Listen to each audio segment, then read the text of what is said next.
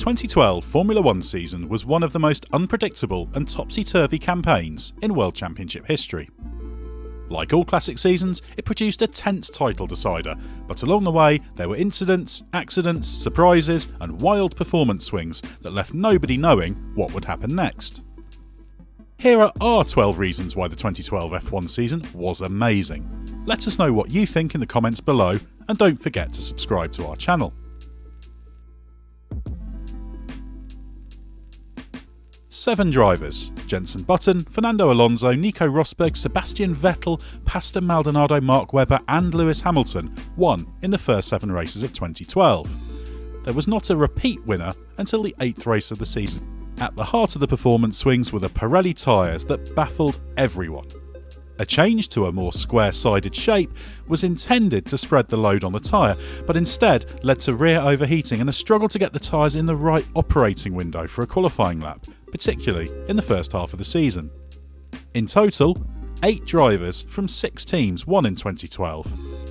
Some loved the variety in the early part of the season, but some purists found it too random. Let us know what you think in the comments.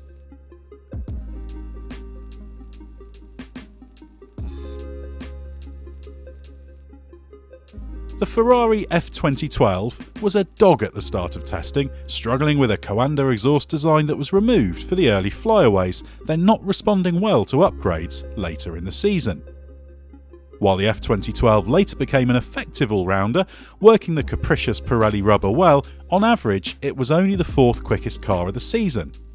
But Alonso still won 3 times, including one of his greatest wins in Valencia from 11th on the grid, and taking a stunning wet weather pole position at Hockenheim. His only 2 retirements were caused by crashes triggered by others. Alonso only lost out on the title in the Interlagos finale after one of the greatest failed title campaigns.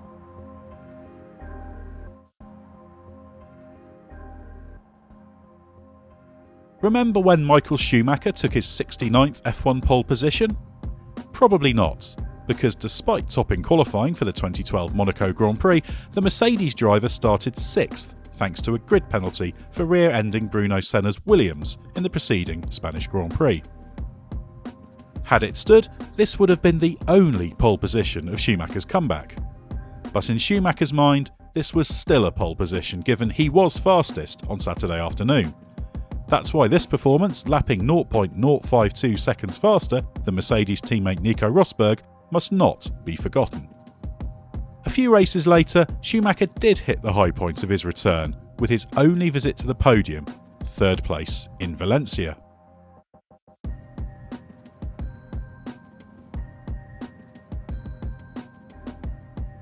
It had been 7.5 years and 132 races since Williams had won when Pastor Maldonado took his shock victory in the Spanish Grand Prix. The Williams Renault FW34 was a genuinely quick car and he put it on pole position, albeit only after qualifying pace setter Lewis Hamilton was sent to the back of the grid. Despite losing the lead to Fernando Alonso at the start, Maldonado undercut his way into the lead at the 3rd round of pit stops to take his only F1 win. After the race, disaster was averted by the quick thinking and reactions of the Williams team members and personnel from rival teams when a fire erupted in the garage. This was caused by a spark when Bruno Senna's car was being drained of fuel, which then led to the fuel rig igniting. When Mercedes brought the title-winning Brawn team ahead of the 2010 season and turned it into its first Formula One works team in over half a century, expectations were sky high. But Mercedes was winless during its first 2 seasons back and headed into 2012 under pressure before Nico Rosberg, on his 111th Grand Prix start, took his maiden win in the Chinese Grand Prix to break the revived Silver Arrows team's victory duck. The victory was a landmark, both in Rosberg's pathway to becoming world champion in the future and the Mercedes journey to become the dominant team of the decade.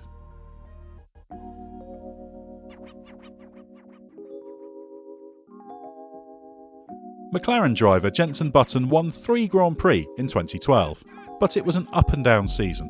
He performed brilliantly when at one with the car, but could struggle when he couldn't get it to give him the characteristics he wanted. That led him down a set-up rabbit hole that left him finishing 16th, lapped by race-winning teammate Lewis Hamilton in the Canadian Grand Prix. Even so, he was still one of the strongest performers of the season, with victories in Australia, Belgium and Brazil. This was the last of Button's 3 seasons as Lewis Hamilton's teammate. Let us know in the comments below if you think Button was Hamilton's best teammate.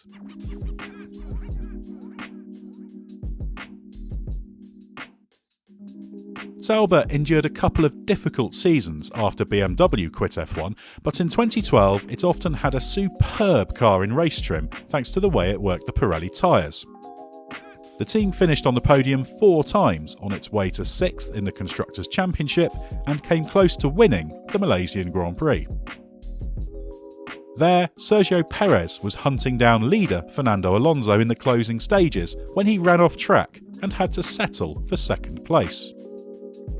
Perez finished on the podium twice more, in Canada and Italy, while teammate Kamui Kobayashi took an emotional 3rd in his home race at Suzuka.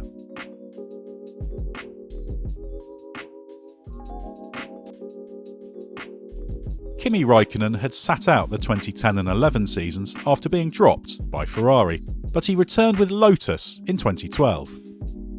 It took him just 4 races to get back on the podium, finishing 2nd in Bahrain and pressuring Sebastian Vettel for victory. A consistently strong season culminated in victory in Abu Dhabi, during which Raikkonen uttered the legendary "Just leave me alone, I know what I'm doing" over the radio after being told by race engineer Simon Rennie how far behind Fernando Alonso was. But his earlier response under the safety car when told he needed to warm his tyres, "Yes, yes, yes, yes, I'm doing it all the time, you don't have to remind me," proved a less valid response, given he really was losing tyre temperature.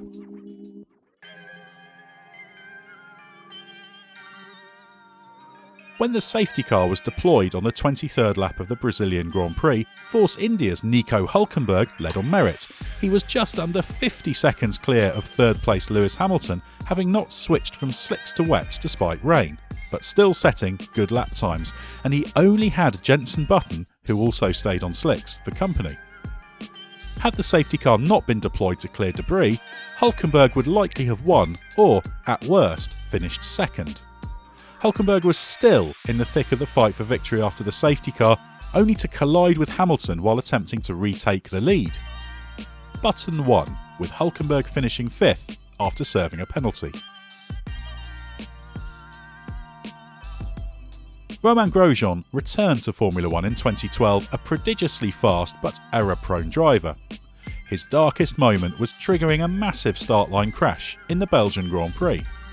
The Lotus driver squeezed Lewis Hamilton onto the grass and into a spin. The out-of-control McLaren then pushed Grosjean into Sergio Perez's Sauber, launching the Lotus into Fernando Alonso's Ferrari. All were out, with Grosjean becoming the first driver to be banned from a race in 15 years.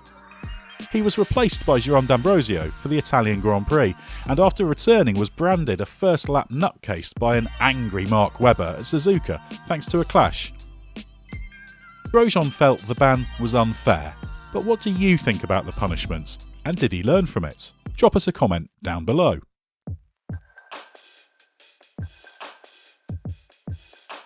Lewis Hamilton's future was a big talking point during the 2012 season, with McLaren keen to do a new deal with him.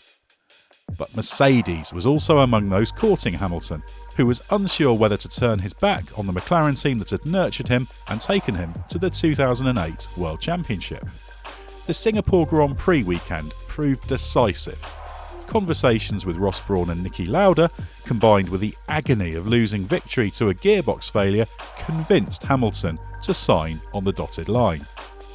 The move set the shape for F1 that remains in place to this day, with Hamilton going on to win 5 World Championships, and counting, for the Silver Arrows.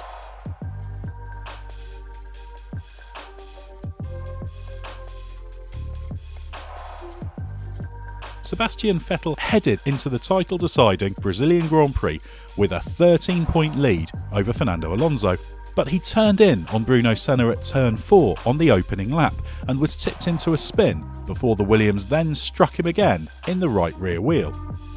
Amazingly, Vettel was able to rejoin, but there were concerns on the pit wall about the damage. He'd lost some rear downforce and there was also a crease in the exhaust.